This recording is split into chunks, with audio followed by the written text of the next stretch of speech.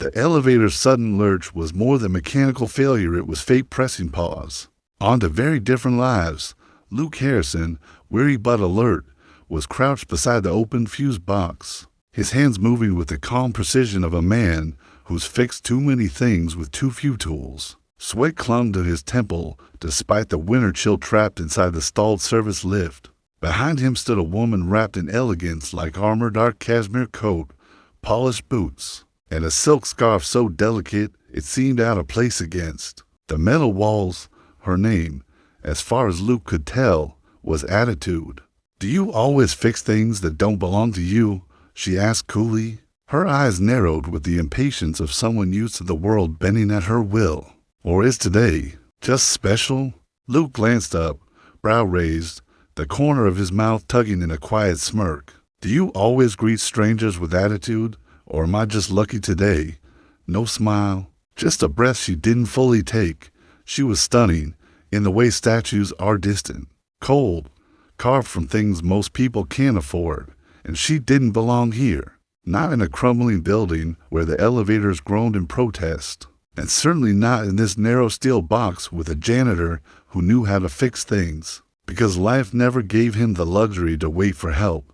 "I have somewhere to be," she snapped. Glancing at her watch again, Luke rose to his full height, wiping grease on the faded work pants. "I guess so, but unless that fancy watch of yours doubles as a crowbar, looks like you're stuck with me till this thing feels like cooperating." The elevator groaned again, a sound like frustration metallized. She flinched just a flicker, but he caught it. "Don't worry," he said, voice low, steady. "These things only scream when they're bored, not when they're dangerous." "Comforting," she muttered, though her arms folded tighter, silence pressed in thick and suffocating. The kind born when to strangers from galaxies apart are forced to breathe the same stale air, their lives colliding in a single vertical prison. "You live here?" she asked at last, still not looking at him. He shook his head. "Clean here. Nights. At weekends. And when the elevator gets moody, I play mechanic." Still, no smile, just the twitch of something undecipherable at the edge of her mouth. "You?" "I'm here temporarily," she replied. Guarded. Luke sensed the falsehood tucked in her words, but he didn't pry. "Name's Luke." A pause. "Valerie." Another lie. He knew it instinctively, but some truths take time to bloom. "You ever notice elevators never break down when you're alone?" He said, "No." She replied, clipped, "I don't usually ride elevators with strangers." Luke chuckled. "Life's full of firsts." She looked at him then, really looked, for the first time, her gaze stripped away the labels and assumptions. Something softened in her face as if a memory brushed against her cheek. But before he could read more, the lights flickered, the elevator jolted violently. Her hand shot to the railing. Luke reached without thought, steadying her elbow with the instinct of someone who'd spent a lifetime catching what others drop. "I told you it was cranky." She didn't move away immediately. Then, as awareness returned, she pulled her arm back. "How long will this take?" Luke knelt again beside the panel. "Could be 5 minutes, could be 20. Depends if this building still believes in miracles." "You're not inspiring confidence." "Good thing I'm not here to inspire. Just keep the lights on and the roof from falling." She tilted her head. "Do. You always talk in riddles. Only when I'm stuck in elevators with people who don't smile." A faint laugh, so soft it might have been a breath, but he heard it, saw it, tucked it away like a rare coin. "Don't get used to it," she warned. Instead of a reply, he reached into his pocket and pulled out a crumpled granola bar. She raised a brow. "My daughter insists I carry one," he said. "Elevator emergencies, she says." "I'm not hungry." Neither was I still. "Here we are." Her fingers brushed his as she took it. The contact was brief, electric. She recoiled as though it had revealed more than she wanted to show. "You have a daughter?" she asked, eyes now curious. "Emily, 7, bright, loud, thinks elephants are the world's greatest invention." Valerie turned the wrapper slowly. "She sounds joyful." "She is," Luke said softly. "She keeps me from turning into someone I'd hate." And her mother, gone. 3 years now. A beat of silence. His face didn't change, but his eyes wandered somewhere quiet, distant. I'm sorry. Thanks. The elevator hummed around them like a lullaby for broken things. You know, she said after a moment, her voice softer now. Most people would have panicked. Yeah. Well, Luke replied, panic doesn't help when you've got a kid counting on you. She nodded barely, but it was enough. The walls between then began to thin dot, and then, as if on cue, the elevator groaned to life. Lights surged. The car lifted. Luke grinned. Looked like the building found its miracle. Valerie blinked, surprised. That actually worked. Sometimes, Luke said, you just have to be stuck long enough for something to shift. The doors opened. She stepped out, paused, and looked back. Thanks for the granola bar. And the quiet, anytime, Valerie. She stopped again. That's not my name, she confessed, still not facing him. But I'm not ready to tell you the real one yet. And she was gone. The next morning, Emily was perched at the kitchen table, her tongue peeking out as she carefully shaded in a purple elephant on a sheet of construction paper. Daddy, she asked, is it okay to give someone a drawing if you don't know their favorite color? Luke glanced over from peeling a banana. Depends. You giving it so they like you, or so they'll smile? Emily thought for a moment. Just to make them smile. Then color it however you like, kiddo. That's more than enough. She beamed, folded the drawing like it was treasure, slipped it into her backpack. The morning air outside bit their cheeks as they stepped out. Bill still waited at home, taped under Emily's macaroni art on the fridge. Reality never stopped tapping Luke's shoulder, but today, he had a smile. They were crossing the lobby when a voice called out, you dropped this. It was her, the woman, from the elevator. Different coat, no makeup, less fortress, more person. She held out Emily's while mitten. Emily lit up. It's you, the elevator lady. Valerie blinked, startled. Before she could speak, Emily tugged Luke's sleeve. Can I give her the drawing now? Luke nodded. Emily pulled out the paper with solemn care. This is for you, she said, because you looked sad yesterday. Valerie took it. Slowly, like it might break, she unfolded it. A purple elephant being back at her sparkled and crooked and radiant. I didn't have your favorite color, Emily said, so I made one up. Valerie stared at the drawing for a long time. Something cracked, not visibly, but somewhere deep. A wall shifted. Thank you, she whispered. Emily grinned. Okay, bye. Daddy says learning makes your brain do push-ups. They walked off, and Valerie, no longer just the CEO, not yet entirely herself, stood there, holding the paper like it was spun from light. That evening, Luke came home aching, his boots heavy with the day. When he reached his door, someone was waiting. She stood quickly. I wasn't waiting for you. I didn't say you were. She held out a small bag. This was half stuck in your mailbox. Thought it might get tossed. Thanks. She lingered. I live across the hall, she said. Luke raised a brow. Fancy that. I moved in last week. He leaned against the frame, and yesterday, she hesitated. I don't usually get stuck in elevators with people who hand out granola bars and riddles. You didn't seem like someone who needed either. That's the thing, she said softly. I didn't think I did either. Luke studied her. Can I ask something? She nodded. Why here? He gestured to the crumbling hallway, the hum of old wiring, the smell of mildew. She looked down. Let's just say I needed to be somewhere where no one asks questions.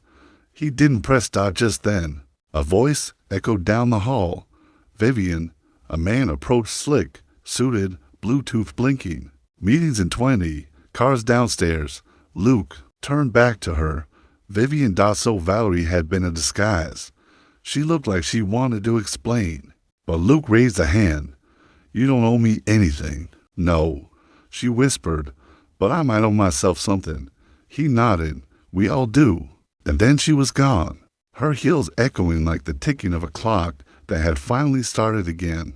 Later, Luke stood by the window, Emily's drawings a mural of hope behind him. Across the hall, the light beneath Vivian's door glowed warm. he whispered to no one. Funny thing about broken elevators, sometimes they take you exactly where you need to go. And inside 3C, Vivian sat alone, a purple elephant taped to her. Afraid her first piece of decoration in years. Something had shifted, and this time, it wasn't the elevator. It was her. The only light in the apartment came from the window, where snow was drifting down and gentle. Deliberate swirls soft as breath, silent as forgotten lullabies. Luke reached into a drawer and struck a match, lighting a stubby candle, then another. The kitchen slowly came alive, bathed in flickering amber, the glow tender against the dark. From down the hallway came a small voice, sleep soft and curious. "Daddy, why is it so dark?" Luke stepped into the hallway, where his daughter, Emily, stood with her blanket dragging behind her like a cape. He scooped her into his arms, the chill in the air forgotten in her warmth. "Looks like the power's gone out, Bug," he said, there with a spark of mischief. "But do you know what that means?" Her eyes widened with anticipation. "What? It means flashlight for time." Her gasp lit up the hallway more than any bulb could. "No way." "Oh yes, way." Together, they gathered sheets, chairs, flashlights, in a living room, under the roof of two mismatched dining chairs, and a floral bedspread. The world shrank to the size of a child's imagination. Luke crawled in beside her with a dog-eared copy of Charlotte's Web. Candlelight danced across the pages as Emily nestled in close, the cold forgotten, replaced by the heat of laughter, story, and love. But just as Luke began the second chapter, a knock echoed through the quiet. He paused, frowned, another knock softer, unsure. Luke stood and brushed the snowflakes from his flannel sleeves, confused how they had gotten there already. When he opened the door, the hallway greeted him with its dim emergency lighting and silence. And Vivian. No sleek heels, no boardroom poise, just a gray sweater, jeans, and a nervousness she hadn't worn yesterday. "The hallway lights are out," she said, voice quiet, "and the heat, my place feels like a freezer." Luke stepped aside. "Come in." She hesitated. "I don't want to intrude." "You're not.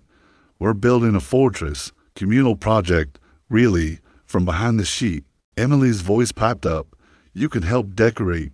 I have stickers." Vivian smiled, and for the first time, it wasn't a guarded, polite curve of the lips. It was real. "I'd be honored." Later, the three of them sat in the living room like royalty draped in fleece and hand-me-downs, sipping tea from mugs that didn't match, but somehow belonged together. "I never knew a blanket fort could feel like a palace," Vivian whispered. Luke poured hot water over the last peppermint tea bag and handed her a cup. "It's not about the blanket," he said. "It's about who's underneath it with you." Vivian looked at him for a long, quiet moment.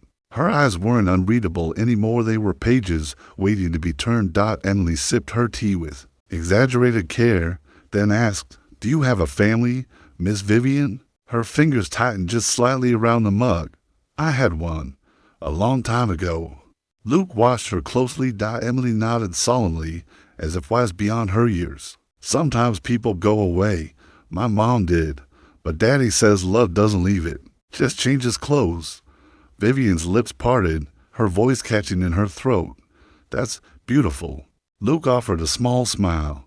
"She's wise for 7. She's luminous," Vivian said, almost to herself. Outside, snow kept falling, feathering the windows and sugar. Inside, time slowed just long enough for something sacred to settle between them. Emily yawned.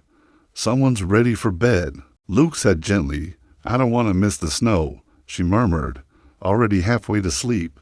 "You won't," he promised, lifting her effortlessly into his arms. She curled against him, trusting, safe. When he returned, Vivian stood silently, staring at the living room walls. Crayon drawings of elephants floated across the wallpaper. One had a crooked rainbow above it, labeled in bold letters, "Hope, you." "Decorated with truth," she said. Luke blinked.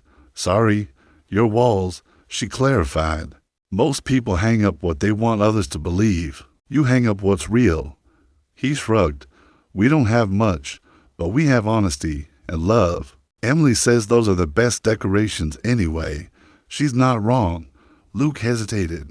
Then, you're welcome to stay until the heat's back. She blinked. Stay. I've got a couch. It's lumpy but honest just like me. Vivian let out a breath. It's strange. I have hotel rooms waiting for me, smart thermostats, seamless comfort, but none of it feels like this. Luke didn't need to respond. She sat gently on the sofa, hands folded in her lap.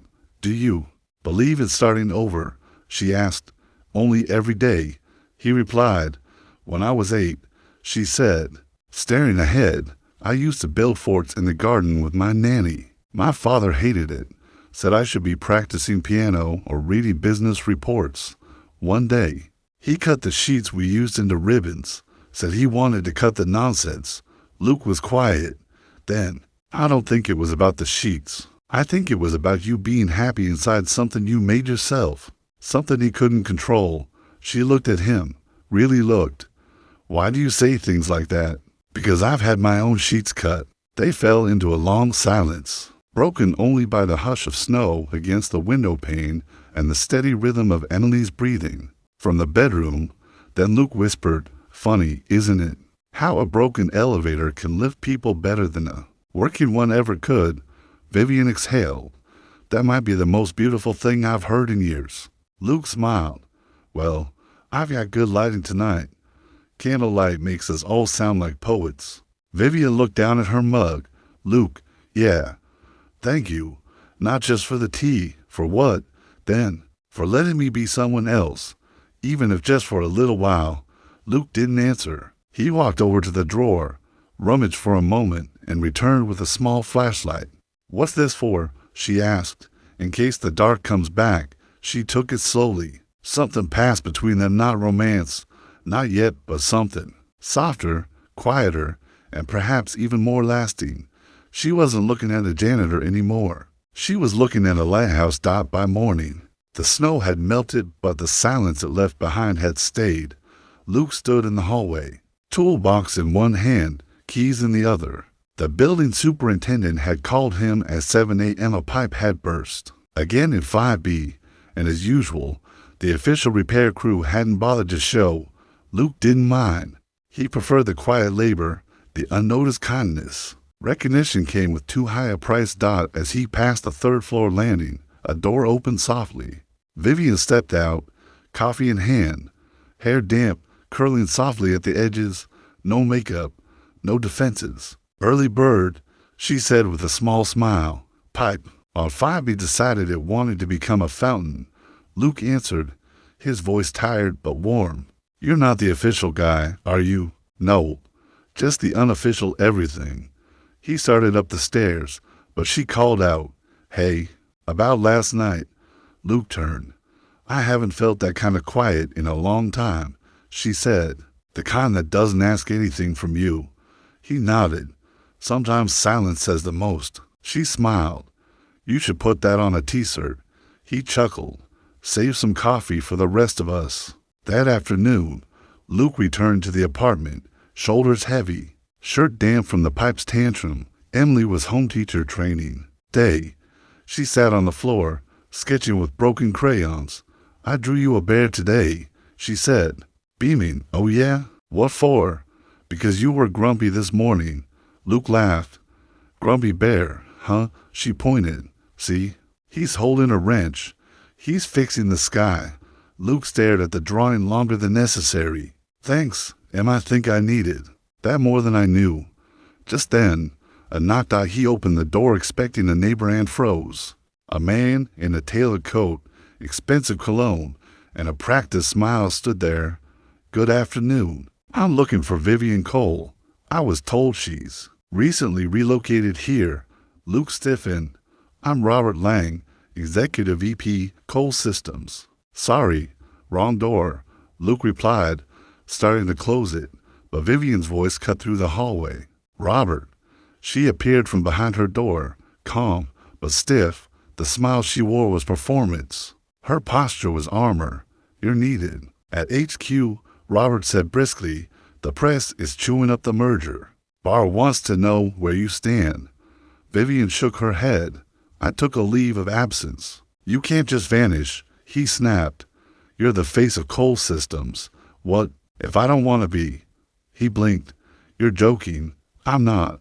You think hiding in a building with broken plumbing makes you invisible. Luke stepped forward. Calm, firm. She's not hiding. She's healing. There's a difference. Robert sneered. Nice. Rebuilding your soul with someone else's. Broken toolbox. Vivian's voice was steel. Now leave. Robert hesitated, then turned. You'll regret this. The hallway echoed with his footsteps. Vivian stood there, hands trembling. I'm sorry, she whispered. He wasn't supposed to know. Luke leaned against the doorframe. We all have ghosts. Some just wear nicer suits. Vivian looked at him and something in her cracked, not loudly, but deeply. I didn't just come here to escape. She said, I came to remember who I was, before everyone decided who I should be. Luke said nothing. His silence was a sob.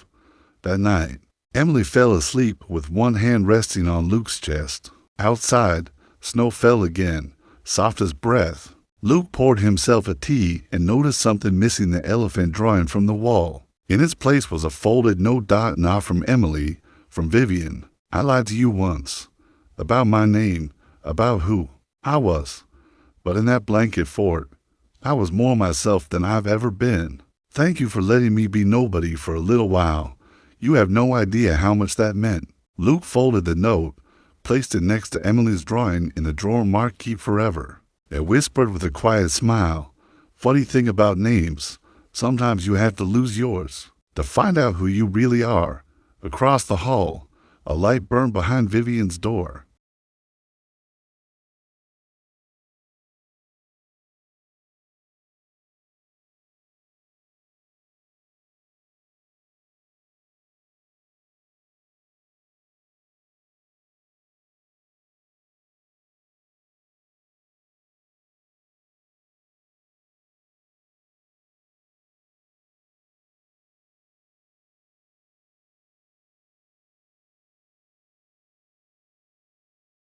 And somewhere between the lives that once ran parallel, a bridge had quietly formed, built not of declarations or grand gestures, but of crayon letters, blanket forts, and the kind of silence that finally felt full. Asterisk. Vivian sat motionless in the muted twilight of her apartment. The silence pressed in around her like fog.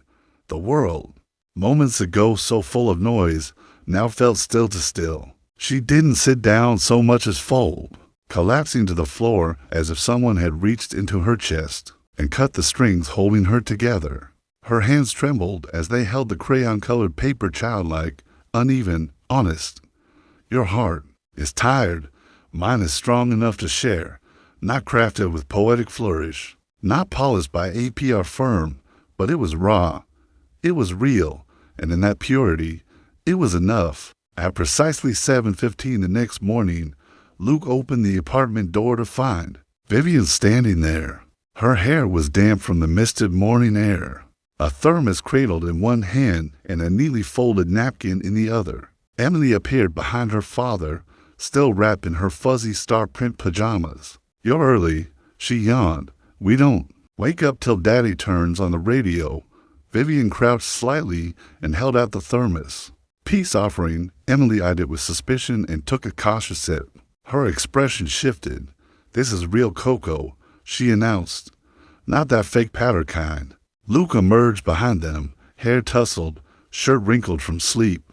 What's going on? Vivian offered the napkin. Blueberry muffin. I bought it. Didn't bake it. Just in case you were wondering.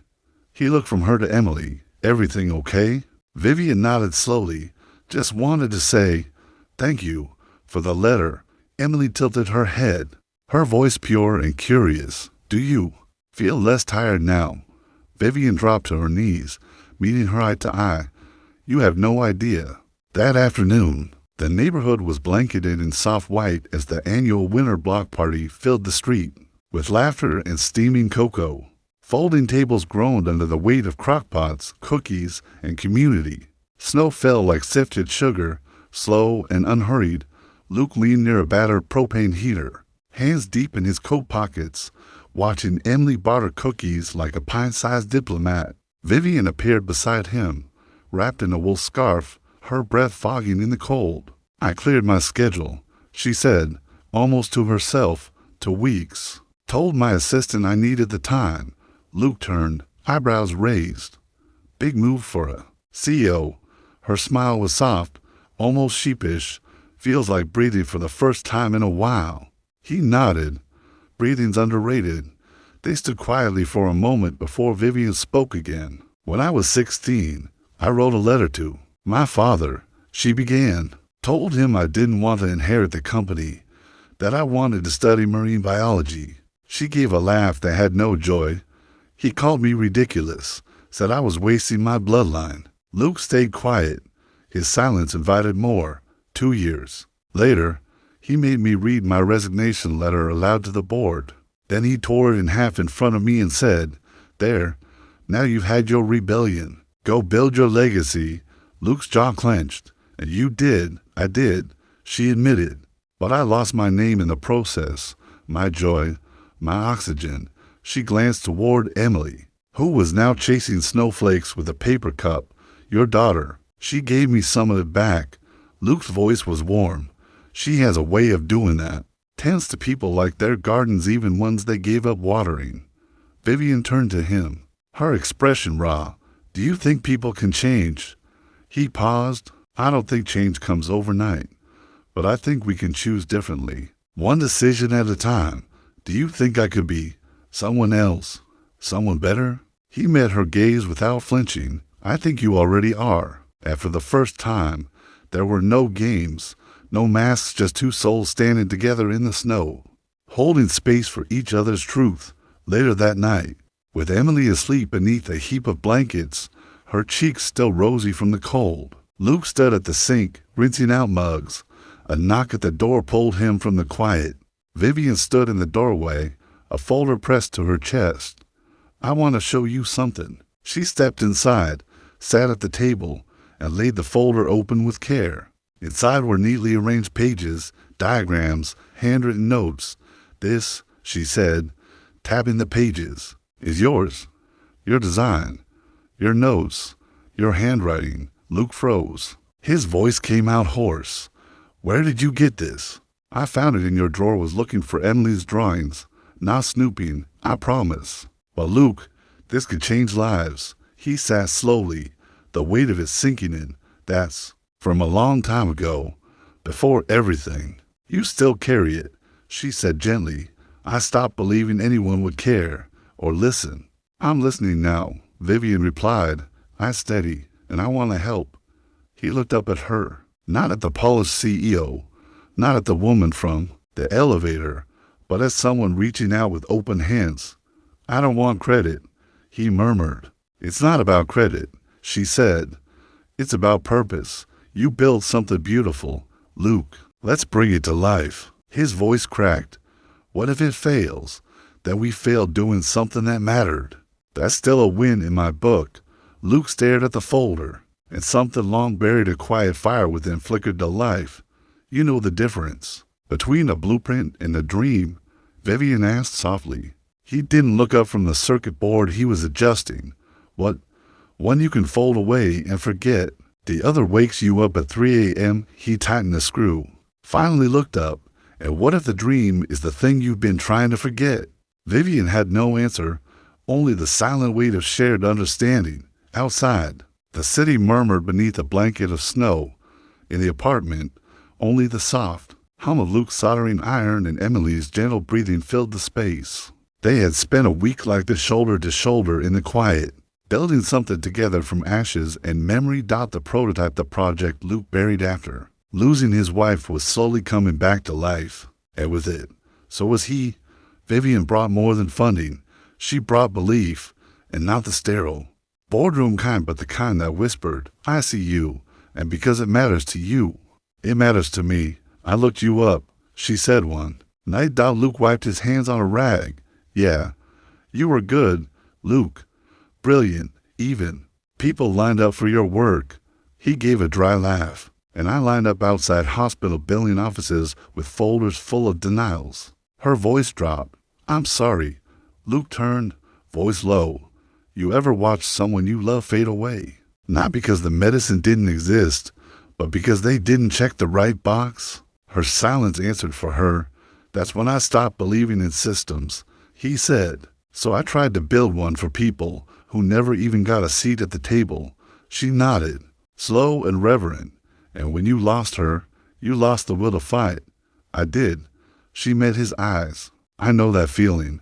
I didn't lose someone, but I lost myself, somewhere between stock projections and stakeholder reports. I became someone I didn't recognize.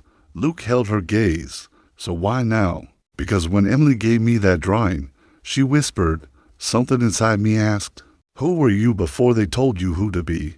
Luke leaned back in his chair. You think this thing we're building, it can really change lives? I think it's more than a product, she said. It's a mirror, and the right mirror can change everything. A few days later, Vivian invited Luke to a quiet cafe tucked in the Upper West Side. Jazz hummed softly in the background, and no one rushed the coffee. She'd gathered a few trusted members from her company's philanthropic arm. No press, no boardroom performance, just authenticity. Luke arrived in a jacket too thin for the cold, but his posture was steady. Vivian introduced him as the architect of a quiet revolution. He blinked at that, but didn't argue. He laid out the prototype, spoke plainly about single mothers choosing between medication and rent, about veterans drowning in red tape, about janitors who just wanted their families to survive. He didn't pitch. He shared. When he finished, the room held its breath. One board member leaned forward, voice choked. I haven't felt this in years. Vivian smiled. That's because this wasn't a pitch meeting.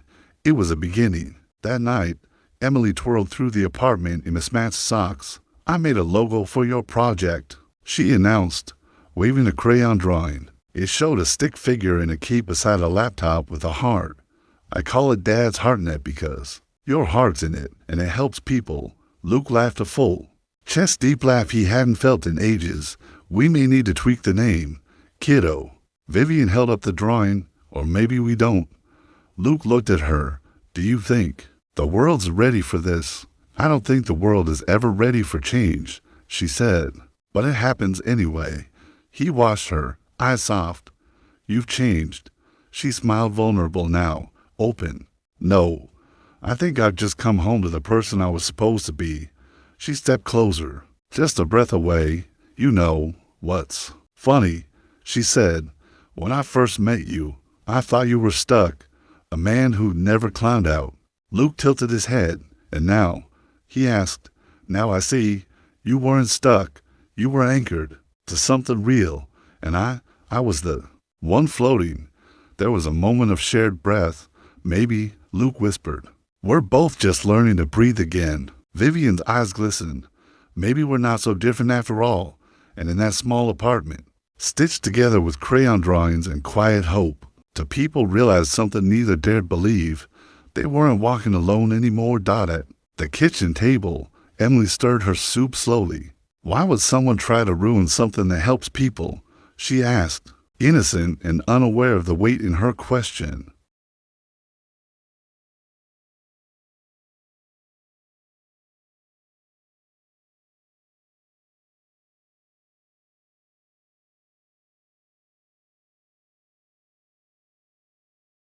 Luke didn't answer right away. He sat silently, hand on a worn folder, coffee long gone cold. Vivian looked up from the couch, eyes unreadable but burning. Finally, Luke spoke, because not everyone wins when people stop struggling. 3 days ago, the prototype, now unofficially named Hopewell, had entered private testing. Early results were powerful. A woman in Detroit cried on Zoom, finding benefits she'd fought for 3 years. A retired vet called it a compass for the lost. But good news moves slow. Sabotage doesn't. That morning, Vivian received the call. Her assistant's voice shook. Vivian, someone leaked it. The whole prototype. It's everywhere. Code, screenshots, internal docs. On a tech forum, Vivian went cold.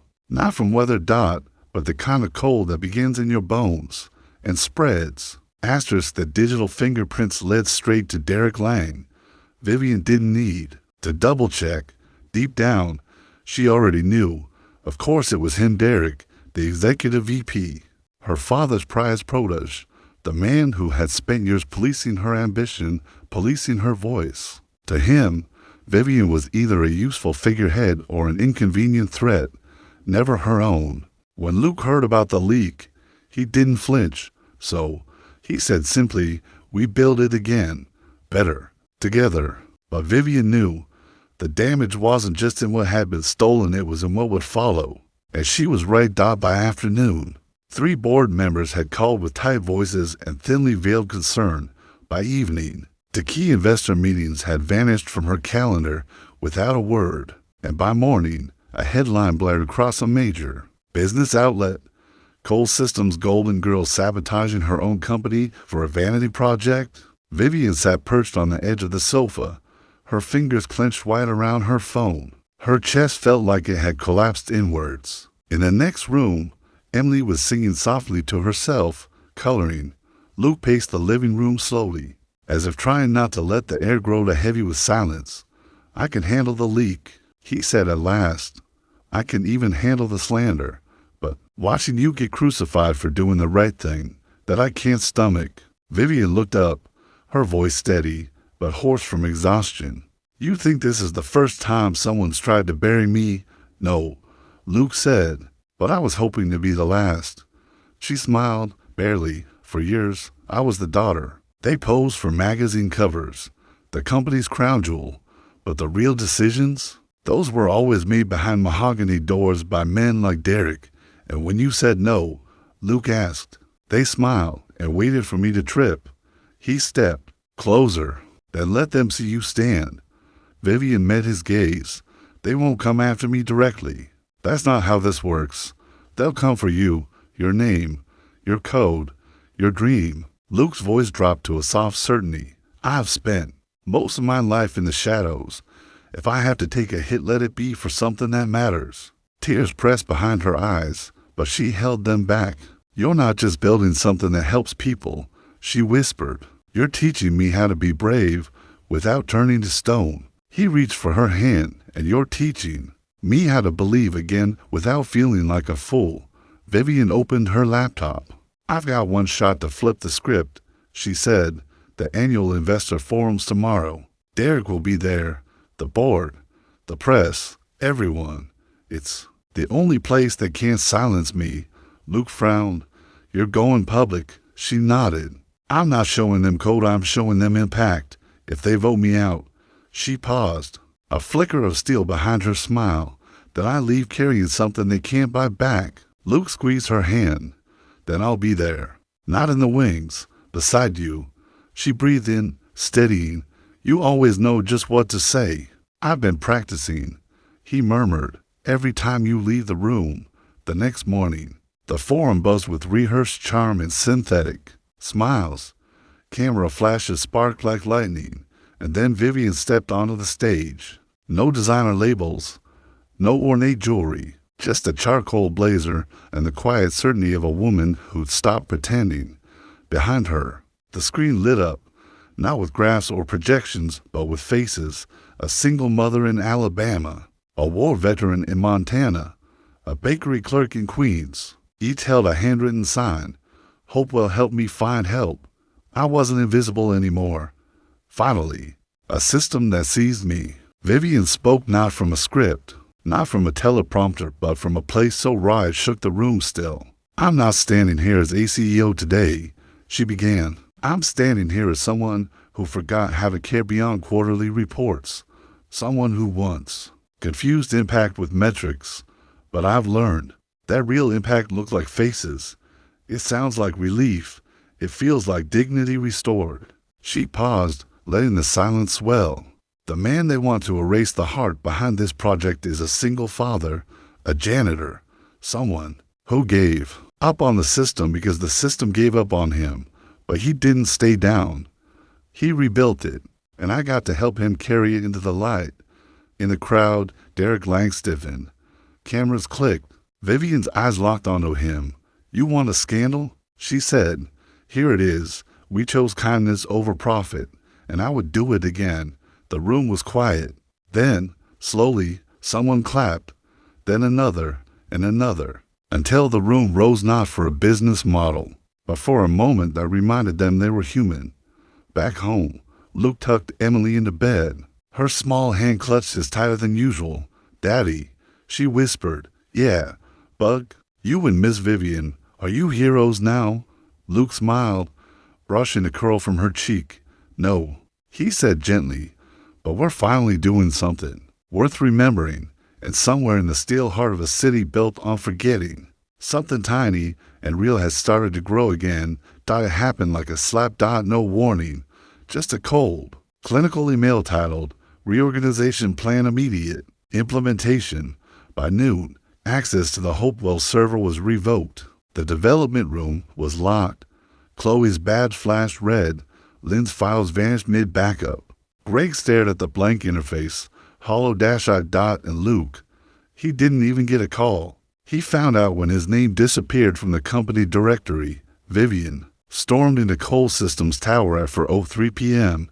She didn't speak to the receptionist, didn't wait for an elevator. She climbed the stairs like every step was a warning. Her father was waiting in the boardroom, calm, cordial, cruel in his indifference. "I assume you've read the memo," he said. Vivian dropped a folder on the table like a gauntlet. "You shut down Hopewell without a vote." "We didn't shut it down," he said smoothly. "We're repositioning." The board agreed it was a distraction. A distraction from what? She demanded. From structure, from shareholder value. "You've blurred the line between heart and business far too often." Vivian's fist clenched white. "You saw the reaction at the forum. People believe in this. You built momentum off pity," he replied, cold and composed. "That's not sustainable." She stared at him as though he were speaking a language she no longer understood. "That wasn't pity. That was purpose." He rose, walking to the window. "Your mother once said you were too much fire for a house of glass." She was right. Vivian's voice trembled, but didn't falter. Maybe the problem was never the fire. Maybe the house was just too fragile to hold someone with a soul. He didn't blink. "You've made your choice, Viv. So have we." That night, Luke sat at the kitchen table, laptop closed. The login screen mocked him. Access denied. Emily was asleep, curled beneath the blankets, sock monkey in hand. When Vivian walked in, she didn't speak. She didn't have to. He saw it written on her face. The war was lost. "They shut it down?" he asked. She nodded. "Everything." He sighed. "I should have known it wouldn't last. I don't belong in that world." She dropped to her knees before him. "No," she said firmly. "They weren't scared of your flaws, Luke. They were scared of your clarity. You built something honest, something human, and they don't know how to manage that." He looked away. "I spent years too afraid to dream. The one time I do." Vivian took his hand. "They can cut the wires," she said, voice low and fierce, "but they can't kill the current." Luke stayed quiet, so she said it again softer now. "This wasn't a system, Luke. It was you. What you carried. What you created, even when no one believed in it but you." Luke looked up. "Now what?" Vivian rose slowly. "Now, we get louder." The next morning, Luke opened his front door and found a small brown box. No return address. Just his name in bold black marker. Inside, a flash drive.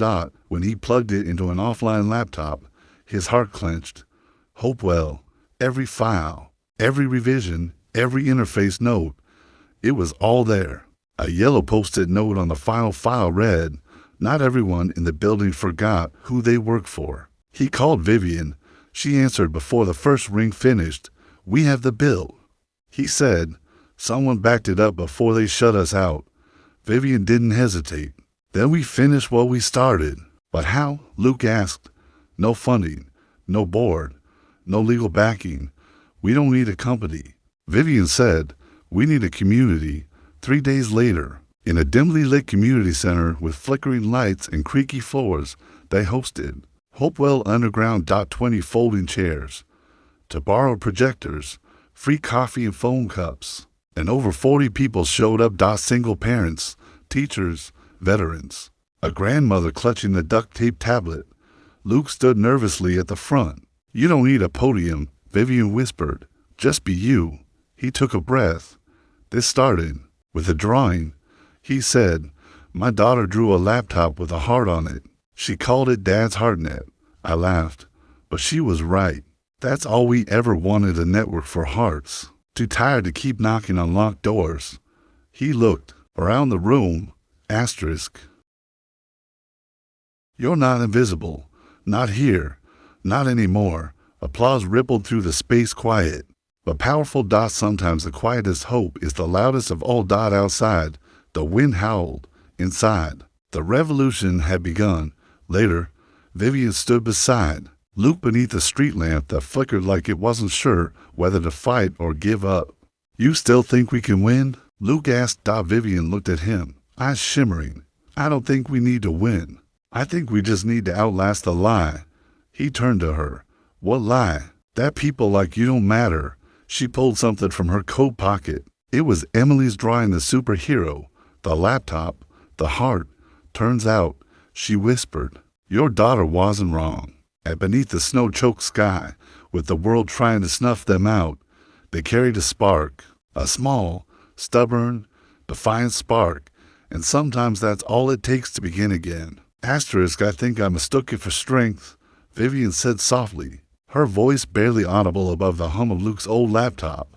But it wasn't. It was just armor. Luke glanced over, eyes steady. "What changed?" Vivian turned her gaze toward the softly glowing screen. "You, Emily, this." She nodded toward the interface still half-coded on the monitor. "This isn't just software. It's a lighthouse." Luke offered a faint smile, one that tugged at the corners of his mouth like memory. "It's not finished." Vivian leaned in closer, the distance between them suddenly charged. "Neither are we." It was to 17 a.m. when a knock came, sharp, unexpected, the kind of sound that sliced through the hush of snow and silence. Both of them froze. Luke moved cautiously to the door, every instinct braced. No one should be out in this storm. When he opened it, wind and snow pushed past the threshold, and standing in the chaos was Chloe, soaked through and flushed from the cold, clutching a backpack in one hand and the thermoses in the other. "I brought backup drives," she said, teeth chattering, "and hot soup." Luke blinked, stunned. "How did you even—" "I walked," Chloe interrupted, eyes burning with the fire of someone who'd found her reason. "Subway's dead, but the fire in my chest." Fully operational, Vivian rushed forward, gently taking the backpack. "You didn't have to." Chloe's voice cut through the warmth like truth. "I did, because what you built changed my brother's life. He just got approved for benefits. First time in 3 years." Her voice cracked with emotion. "So yeah, I had to." Luke's throat tightened, words struggling to rise past the weight in his chest. "You walked through a blizzard. For us." Chloe shook her head. "I wasn't walking toward you. I was walking toward what's right." And just like that, the apartment stirred with something electric. Chloe fired up her laptop. Luke sketched code patches on napkins. Vivian brewed coffee on the emergency burner. Even little Emily, wrapped into blankets, stayed up humming softly beside her dad. And then the second knocked out louder, sharper. Luke stood again, nerves taut. Vivian gently placed a hand on his arm.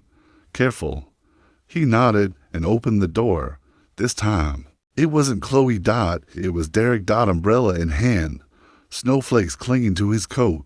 That infuriating smirk on his face, the kind that had always belittled dreams in favor of numbers. Vivian's expression turned to ice. "What are you doing here?" Derek didn't flinch. "We need to talk." Luke stepped forward. "Unless you brought space heaters and handwritten apology letters, we're good." But Derek ignored him, voice smooth as polished steel. "The board didn't approve what I did, and now they're panicking. Investors are uneasy. Some are switching sides. They want a way out." Vivian folded her arms. "And now you want my help cleaning up the mess." "I want a partner," Derek replied coolly. "Hopewell can still live under new terms. We'll reintegrate it into coal systems. You get partial control, limited scope, no politics." Luke's Voice was calm, but there was fire behind it. You mean no power. You want the brand, but not the soul. Derek smirked again. You're a janitor. Luke, you built something impressive, sure. But let's not pretend you know how to scale it. Luke didn't blink. I know how to build something that doesn't crush people under its own weight. That's more than you've ever done. Vivian stepped between them, holding Derek's gaze with steel in her spine. You tried to kill this, Derek. You would have, if it weren't for people like Luke. People who don't fold when things get inconvenient. She walked to the whiteboard and pulled down Emily's old crayon drawing a laptop with a heart. At its center, this, Vivian said firmly, holding it up, is our mission statement. Not written by a legal team, drawn by a child who still believes in good things. Derek opened his mouth, but Vivian raised her hand. You can leave now, she said, and take your umbrella. We're not afraid of a little weather. Derek left, and when he did, he took something else with him. Fear. Vivian turned to Luke, breath still catching. He stepped closer, speaking low. You really told him off with a drawing. She smiled. It wasn't just a drawing. It was a North Star. What now? He asked. Her voice was steady. Now, we go around them, not through, round. They stood together, inches apart, in a room lit dimly by lanterns and courage. Outside, the storm howled. Inside, the fire burned bright and defiant. It began with one click. Luke hadn't meant to send it. Not really. The letter had lived in his drafts for 3 days, typed in the middle of a sleepless night when the past screamed louder than the city outside. The subject line simply read, I give up. Emily had found it. She was tracing hearts on the fogged-up window when she turned and asked, Daddy, why do you have a letter that says give up? Luke froze. He didn't think she could read that far yet. I didn't mean for you to see that. Bug. Emily looked at him with that furrowed brow kids wear when they're trying to solve the entire world. Did you give up? Luke knelt beside her, swallowing, the ache in his throat. No, he whispered, but I thought about it. She paused. Then quietly, don't send it. Write a new one that ends better. So he did. The next morning, Luke rewrote the letter, not for pity, not to be noble, just honest. He wrote about scrubbing floors in the buildings where dreams got funded and how it made him feel invisible. He wrote about burying a prototype beside a grave and telling himself it was over. And he wrote about the woman with fire in her chest and a kindness she tried to hide, who reminded him he still had something to build. And at the end, he added one final line. This isn't a success story yet, but maybe if someone reads this, they'll stop erasing themselves from their own life. He posted it on a quiet project blog Vivian had made. Then he forgot about it. Until the world did in single quotes T. 12 hours later, the server crashed. By morning, the letter had gone viral. Over 500,000 shares. By noon, journalists called. Colleges taped it to their doors. A senator tweeted, policy may take years, but stories like this can shift hearts overnight. Luke didn't understand it until Chloe burst into the apartment, waving her phone. You broke the internet, man. Vivian was behind her, breathless, every outlet's picking it up. They're calling it the janitor's manifesto. Luke blinked. I didn't even sign my name. Vivian smiled. That's probably why it worked. You spoke for more people than you'll ever know. That night, they were invited to speak on a national nonprofit's live panel. Luke wore the only blazer he owned. Vivian helped fix his collar, her fingers lingering just a moment too long. You still think you're invisible? She whispered. He chuckled nervously. I feel like someone's going to come revoke all this. Vivian looked him in the eyes. They can't take away what you've earned. Not anymore. On the live stream, Luke choked up at first. But then, he told the story about his wife, about Emily's drawing, about failure. Not as an ending but a doorway. He ended with this. Hope doesn't crash in with noise. It starts quiet like a hand on your back when you think you're alone. That's what we're building. A system that remembers people, not just files them away. The chat exploded, thousands watching, thousands crying. Hope was no longer a whisper. It had a name. Later that night, Luke, Vivian, and Emily sat cross-legged on the apartment floor. Pizza crusts and teacups scattered around them. Vivian leaned against the couch, her voice dreamy. You know, I used to think impact meant big. Numbers, global reach, metrics. Luke raised an eyebrow, and now? She glanced at Emily fast asleep between them. Now, I think it looks like a child drawing hope on a napkin, and a father brave enough to believe in it. Luke looked at her for a long, quiet moment. You've changed, he said softly. Vivian didn't deflect. She smiled. So have you. He shook his head. I didn't change. I remembered who I was. Before I started shrinking. I paused. Then let's never shrink again, Vivian whispered. A month later, the snow had softened. No longer a threat, just a hush. Blanketing the city like a promise. Outside a modest brick home, the mailbox still had no name, but it was already home. Inside, laughter warmed the walls. Emily, in an oversized red sweater and mismatched socks, her fashion choice, carefully aligned the silverware. Luke stood over the stove, stirring something warm and golden, the scent of garlic and rosemary curling through the air. Vivian sat nearby, reading aloud from a picture book. Even the smallest light can find its way through the dark. Emily beamed. This wasn't a palace, not a penthouse, not a boardroom. It was better. A home made of patchwork pillows, one working heater, and the fire of everything they'd built together. Hopewell 2.0 had launched 2 weeks prior, completely independent, funded not by venture capital, but by teachers, nurses, and bus drivers who believed. Over 500,000 users in the first week. Every story that arrived felt like a lantern lit in a long dark world. Dinner was slow. No one rushed. For once, time was not the enemy. Do you think Mom would have liked this stew? Emily asked. Mid-bite, Luke's smile was soft and sad. She'd say it needed more salt. Then eat 3 bowls.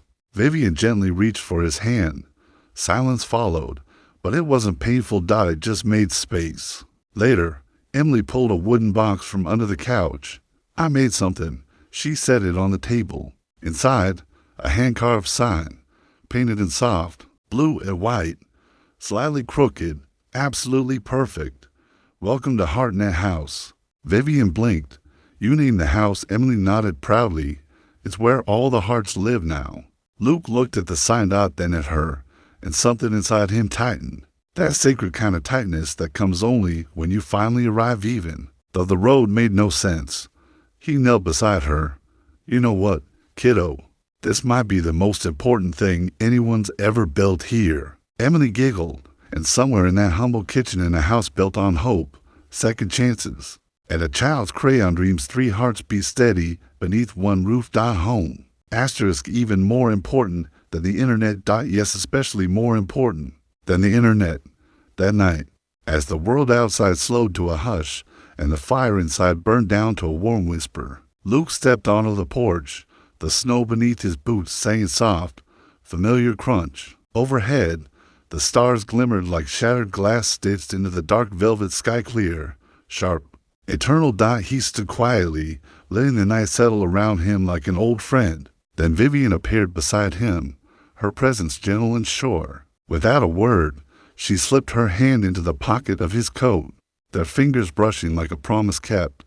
I used to think love was weakness, she murmured, her voice barely rising above the wind, a kind of softening, something that made you blind, blurred the edges. Luke turned, his gaze meeting hers beneath the starlight. And now, he asked. Vivian tilted her head back, her breath catching the cold like mist. Her smile was soft and certain, forged not from fairy tales, but from surviving the fire. Now, I think it's the only thing that ever made me see clearly. A quiet moment passed between them, filled not with silence, but with shared memory. Then, she turned to him again, eyes shining with something brighter than frost. Do you remember what you said to me that night? She asked, when everything was falling apart. Luke offered a small, rueful smile. I said a lot of things, Vivian. Chuckle. The sound warm and nostalgic. No, the one that stuck. You said, "We don't have to win, we just have to outlast the lie." Luke's gaze grew still. "I remember." He said, softly, "I still believe it." She nodded, her hand squeezing his. "Well," she whispered, "we did, and then we built something in its place." They stood like that for a while, side by side, watching their breath drift up into the night, like ghosts they had finally laid to rest. Then, from behind them, a voice, "Daddy, you forgot the best part." They turned. Emily stood framed in the doorway, her cheeks rosy from warmth and sleep, her small hands clutching a piece of warm paper. It was the drawing, the one that started it all, the crayon sketch of a laptop with a glowing heart and a caped superhero watching over it. "I never finished it," she said shyly, eyes flicking up. "But I added this." She flipped it around. Beside the hero now stood a second figure, drawn in bold, bright strokes. A woman, holding hands with the hero, smiling. Vivian. Emily beamed. "Now it's complete." Luke looked at the paper, then at his daughter, and at Vivian, and in that instant, he understood something deeper than all the code he'd ever written, deeper than all the pain he'd clawed through. These had not only helped him survive, they had rebuilt his soul. He dropped to his knees and wrapped them both in his arms. And for the first time in years, Luke didn't feel like a man defined by all he had lost. He felt like a man who had finally come home. And so, in that quiet little house with its hand-me-down furniture and its mismatched socks and its hearts, too big for its walls, Christmas arrived. Not with grandeur or glimmering ornaments, but with still warming on the stove, with laughter echoing through the kitchen, with a hand-carved sign made by a little girl who still believed in superheroes. It wasn't about gifts wrapped in ribbons. It was about presents. About second chances wrapped in warmth. About the healing that begins when someone, somewhere, simply chooses to believe again, because in the end, the most extraordinary stories don't unfold at boardrooms or battlefields. They bloom at kitchen tables. They simmer in soup pots and whisper between keystrokes on old laptops. They live in late-night conversations, in quiet forgiveness, in crayon drawings and mismatched family meals. They're made by people brave enough to keep loving, even after life broke them in half. This real story didn't end on a screen or a spreadsheet. It lives on. In every letter that gets sent because someone finally found the words. In every case reopened, every forgotten voice finally heard. In every child who looks up at the world and whispers, "What if we could fix it?" And in someone who dares to say, "Back, we can." If this story stirred something in you, something deep and quietly glowing, if it reminded you that goodness still lives in the everyday, in the corners of quiet homes and quiet hearts, we'd love to know. Where are you watching from? Drop your city or country in the comments. It means more than you know. Seeing just how far these stories travel. And if you believe it's stories that heal, that uplift, that reach across the noise to touch something real, we invite you to stay with us. Subscribe to the channel. There's so much more to come, so many more stories worth telling. From our little storytelling corner to your heart, thank you